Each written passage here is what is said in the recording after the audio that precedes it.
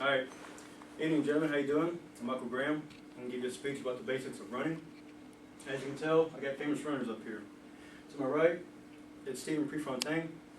He broke multiple world records during his high school years and his college years. He ran 3 miles in under 13 minutes. That's pretty impressive.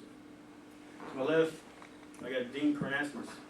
This guy ran 50 marathons in 50 states in 50 consecutive days. Both these guys are very impressive when it comes to running, if you don't mind saying.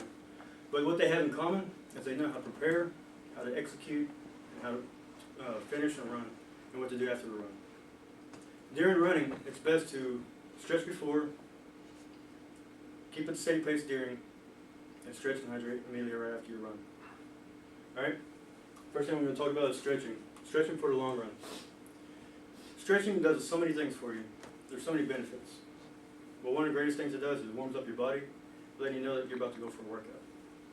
It increases blood flow to your muscles, which gives you oxygen, which then heals rapidly helps out with the healing process at the end of your workout. Another thing it does is it also helps you with your flexibility. You couldn't do anything without being flexible. Your agility, most athletes would deny that. You have to have agility, you have to have flexibility. And that's the one key thing that keeps athletes going. Now that you have a good understanding about stretching, let's talk about how fast you should run during your race. During your race, you want to keep it, steady in pace. You don't want to run too fast at first, because if you do that, you end up hurting yourself. Within a few seconds or a minute of your run, you'll start feeling sore. You'll get unmotivated. You'll just, get tired easily. And next thing you know, you're possibly looking at an injury. Another thing you want to look at is whenever you're running for your race, to understand that you want to get your comfortable sitting. When you start running, like I said, you don't want to run too fast. You want to start getting a little jog into it.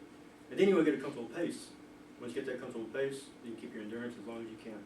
You can finish the race hard if you want, you finish slow, and you're not going to hurt. It's not going to kill you because you know what you can do comfortably. Alright, now that you understand how fast you should go during a run, let's talk about what happens whenever you finish a run. Hydration and stretching are the key things you want to look at after you run. First thing you want to do, of course, is stretch. Your muscles are tired, they've been working, how long you ran, your muscles are sore. And the first thing you want to do is stretch. What it does is helps you relieve that soreness that you have, that tightness. Another thing it does, it helps you with your relax your muscles. Both of those can help you definitely prevent an injury from happening. Another thing you want to do, like I said, is hydration. This guy is definitely hydrated, I should say. What hydration does is while you're running or any exercise, you're constantly losing weight, losing water weight at that. So what you want to do is rebuild all that water weight. Not too much, you don't drink too fast, because if you end up doing that, you'll get sick and your stomach will start puking it up. But what you want to do is take little sips, get your body temperature lowered back to its normal, 98.6. Otherwise, you'll be severely dehydrated and also go into overheat.